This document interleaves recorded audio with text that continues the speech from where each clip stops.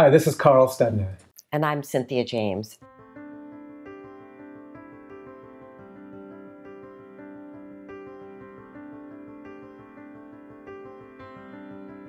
And Carl, I was wondering, how do we bring more healthy relationships into our lives? Well, I like to start with the famous quote that Gandhi said, which is, "Be the change you want to see." And how that applies to relationships. I want to talk about my first marriage and the breakup, because it was very poignant. It was one of the most painful experiences of my life and one of the most powerful. I arrived home from Thanksgiving out with family to greet my wife at home, and within 2 hours, she was gone. She said, "I don't want to be married any longer," and she was out the door, and I was devastated. And I stayed in that place of devastation for a while. I didn't know how to pull out of it. And then eventually I made the choice to see that experience as one that I could grow from, that I could really learn from. What were the lessons that I could learn here?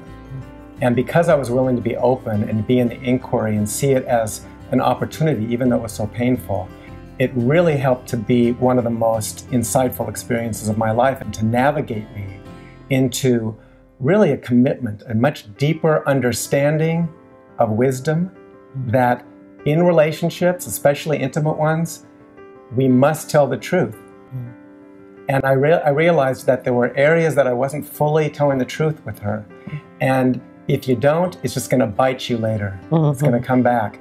So even when it's uncomfortable, we need to go deeper in our courage, in our trust that we can be open and from a compassionate and vulnerable place, really share what it is that we've learned and what we're afraid of and what we need. It's very, very, very essential.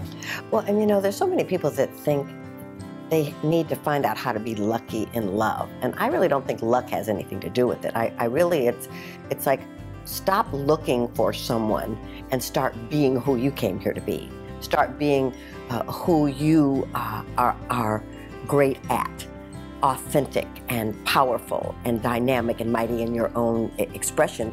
And then you can move away from self-judgments and judgments of others, and you get to, I love what you said about not being so fearful, you know, because I've had my own experiences in relationships, and most of what I didn't do was what you said, was tell the truth, because I was a chameleon, and I thought that if I changed up enough and I became the right person for this individual, then it would be okay and the relationship would last. And then what I found with you is that by being myself, that was the great gift. Yes, and it's not always easy.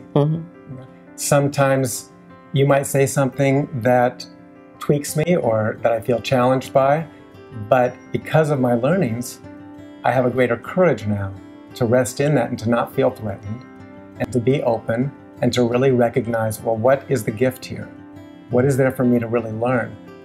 Going deeper in your perspective and learning how to best communicate what my needs are and thus to be able to find that bridge. I don't know. I always see myself as submissive and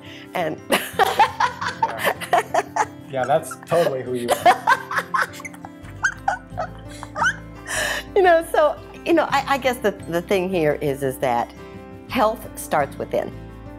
A healthy relationship begins in here, a relationship with myself, and then it goes out to have a relationship with others. And so, you know, I guess what I want to say to the audience is that you have an opportunity in the moment to step within and find out who you are, what you like, what you need, what you want, and then bring that to the planet, and that will attract anybody into your life, whether it's a love relationship or whether it's in a job or with familial relationships. It will bring that into a powerful place.